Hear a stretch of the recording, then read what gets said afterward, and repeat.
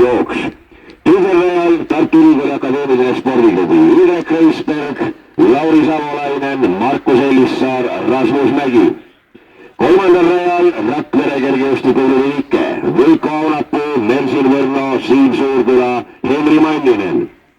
neljandal rajal Audentese spordiklubi Sten Litsmets, Hendrik Kurtberg, Janek Õiglane, Richard Pulst.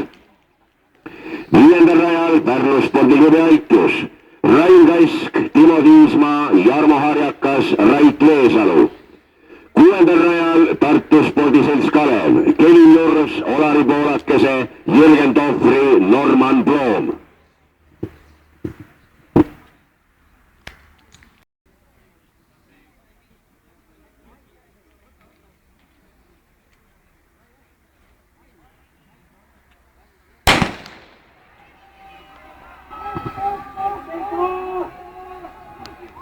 tundub, et kõige kiiremini alustas Aitluse Rain Kask.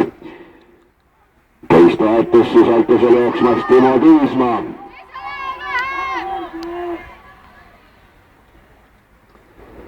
ja nüüd vahetab Aitlus esimesena ja kolmandal vahetusel läheb rajale Jarmo Harjakas.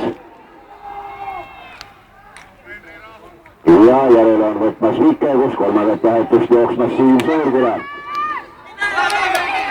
ja nüüd tulevad siis Aitlus ja Vike kõige ees ja kolmandaks on tõusnud juba Richard Pulst Audentese spordiklubi.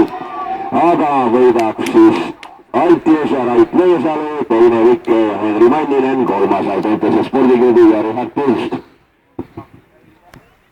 esimeses jooksus Aitlus 43-69, teine Rakvere kergejõustikuklubi Vike 44-03.